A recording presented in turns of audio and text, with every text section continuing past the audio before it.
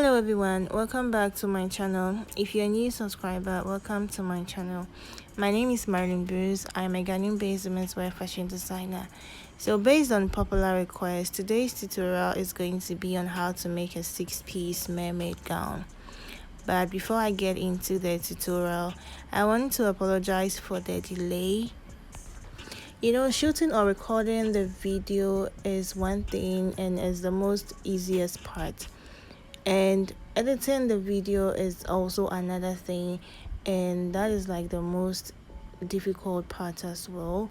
It takes a lot of time, and I haven't had enough time or leisure time recently, so that is my reason for the delay. This particular video was shot about a month ago, and I even posted that I would try my best to post it as soon as possible, but I haven't had enough time, so sorry guys. I'm going to do my best to be posting like frequently and not delay. So without much further ado, let's just get straight into today's tutorial. So what I'll be doing is to demonstrate or explain to you using a diagram before I start the drafting itself and the sewing as well. So what we have here is a 6-piece, 8-piece and a 12-piece skirt. So I want to demonstrate what they all look like on paper before I get started. So I'll just basically explain everything to you so you understand or have a fair idea of what I'll be doing next.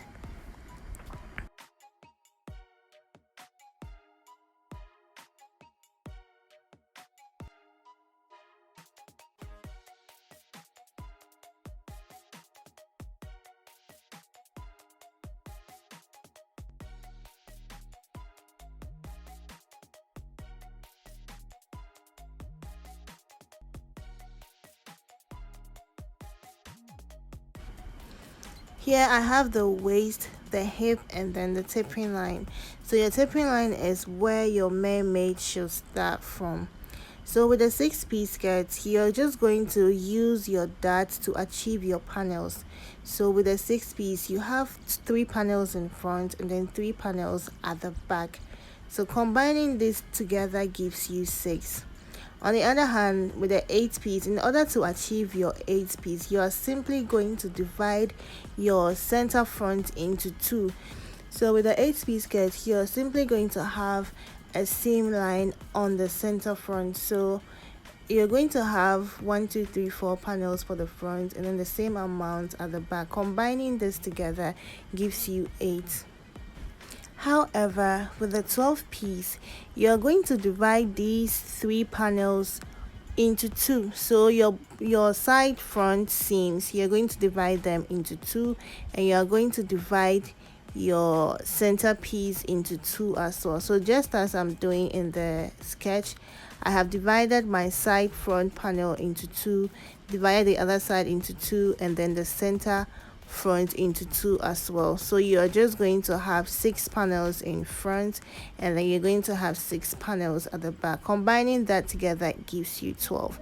So it's just as simple as ABCD, and I'm going to demonstrate that with a 6-piece as an example, and you can use the same method to achieve the 8-piece or the 12-piece. It's very simple, guys.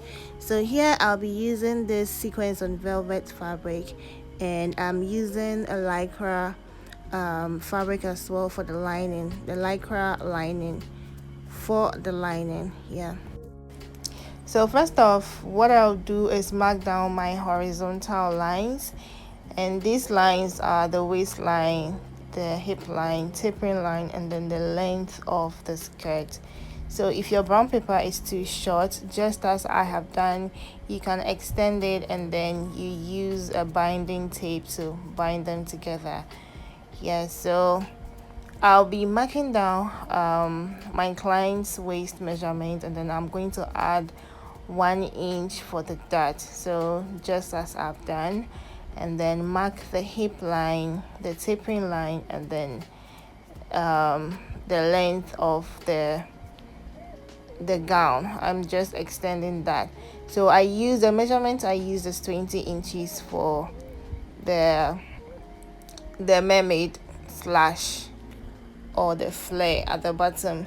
So with the tapering line, you would have to measure your client so you know the measurement to use for that part.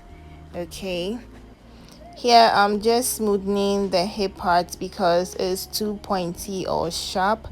You don't want to have any pokey edges on the hip after you're done sewing, so you can just smoothen out any sharp points to have a very nice curve.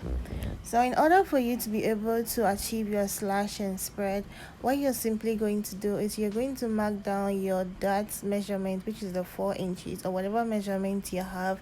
You're going to measure that on the hip line, the tapering line, and the hem as well, which you're going to connect using your ruler. So I'm doing that right now, and I'm going to slash this into two later on.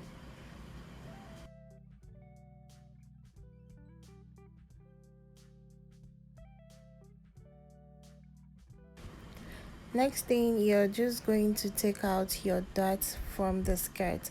So marking down my dots as 5 inches for the front, so I just mark that down. And to get your slash and spread, you're going to divide your tapering line into two as well. So your center front, you're just going to measure whatever measurement you have.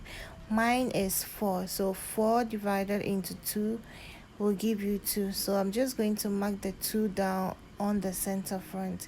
So mark the 2. The other side is also 5 inches, which I divided into 2.5, and then I'm just going to mark 2.5 on the other side as well, and then I'll connect that into 2. So it's from the hem to the tapering line that you're going to slash into 2. So you can just watch what I'm doing, and it's very simple, it's very easy. So after you are done drafting the front, you can go ahead and then do your slash and spread, but I'll be drafting the back as well so you can have a fair understanding of what is going on before I slash, or before I cut my patterns, because I don't want to confuse anybody. So I'll go ahead and then draft the back as well so you would understand very well.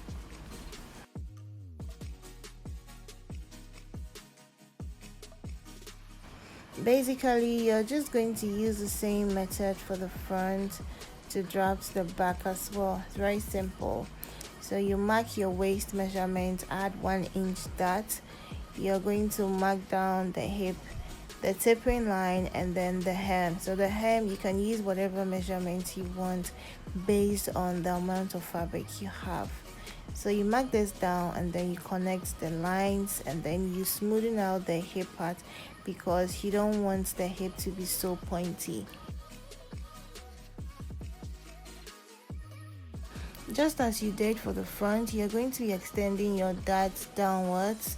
So using 4 inches, I mark down that same 4 inches for the hip, the tapering line, and then the hem.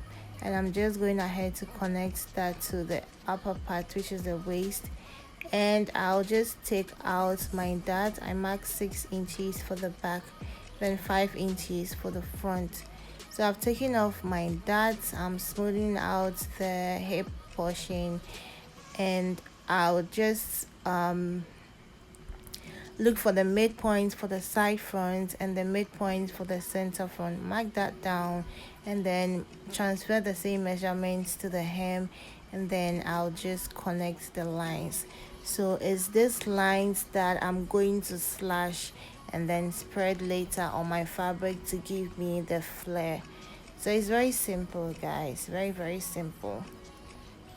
This is the method I use. I've been using this method for a very long time, and I find this simple, but maybe this might be difficult for someone. I've seen other methods of drafting the mermaid skirt, but this is what I find very simple and convenient. So you can use whatever method that is okay for you. So here I'm just highlighting the parts that I'll be cutting. So I'm just doing this with my pink chalk. so you'd see it very clearly. So with the back, if your client wants an extension which is like a tail, you can go ahead and then add that extension to the center back. So I added about 8 to 10 inches to the center back. So you add that and then you're just going to connect that back to your side panel. That is very simple. You can just watch what I just did and you're going to understand. So after you're done, you can just go ahead and then cut your pieces and then it's ready to be on the fabric. So I'm just highlighting the front panel as well before I go ahead and cut, so you can see what I just did, or you can see the places where I'll be cutting.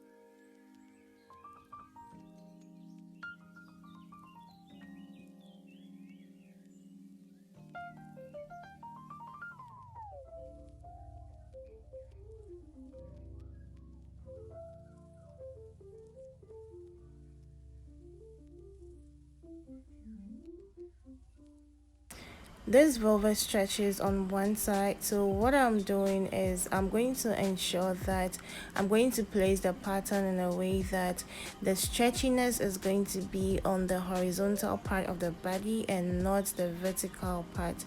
I don't know if this makes sense, but you have to do this so that the fabric, or after you are done sewing, the skirt is going to contour the body very well.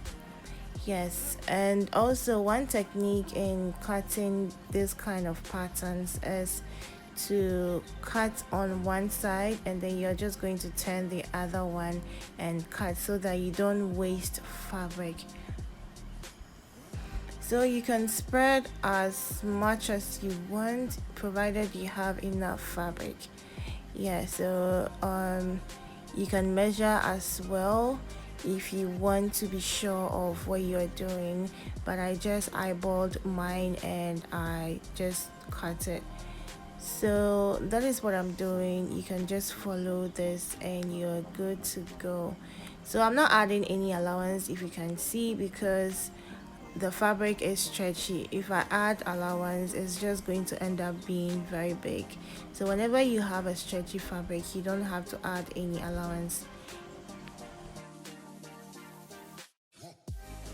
So after cutting the front, I'm moving on to the back to do the same thing. I lay the fabric over with the stretchy part being on the horizontal side, and I'm going to place my pattern right like that.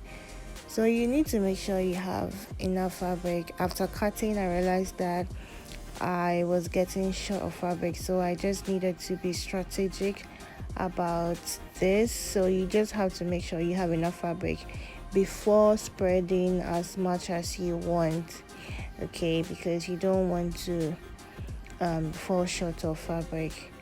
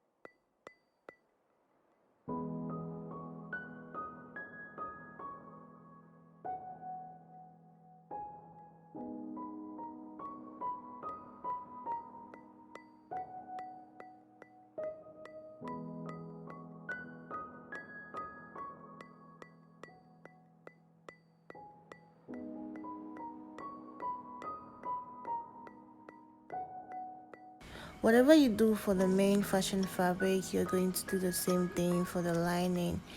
And this lining also stretches on just one side. So what I just did was to fold to the part that stretches horizontally, and I'm going to place my pattern that I just cut on it, so I can just duplicate them. So that is what I'm doing now.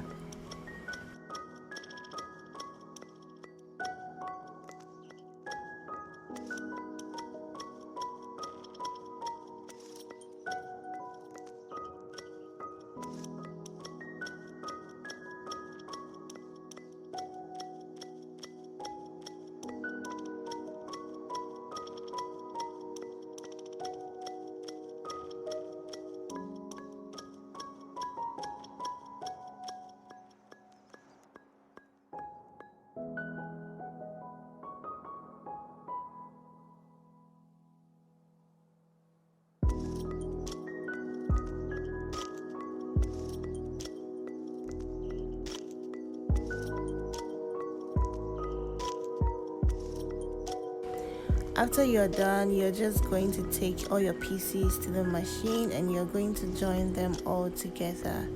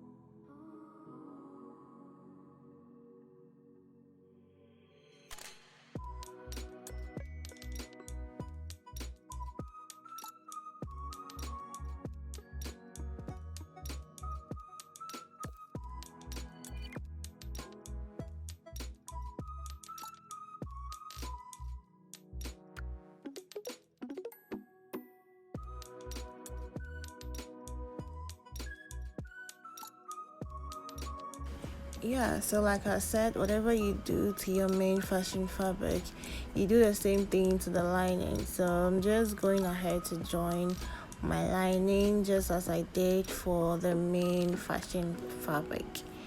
Yes.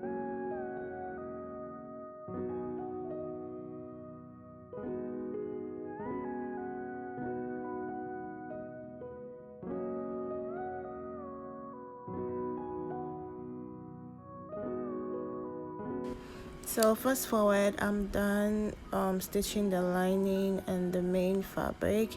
This is what it has to look like when you're done. Everything looks very nice and neat on the outside, and you have all the rough inside. So I just used horsehair for the edge of the main fashion fabric. So this is what it looks like, and then you're good to go. So if you are attaching this on the waist of a top, you can just do that. If you are attaching this on a band, you can do that as well. Attach your zip and then you're good to go. So this is what it looks like. I'll be attaching mine to a top, so I'm just showing you what the skirt looks like after I was done, and the tail looks very nice. Everything came out very beautiful. just as I wanted it. So guys, this is what it looks like.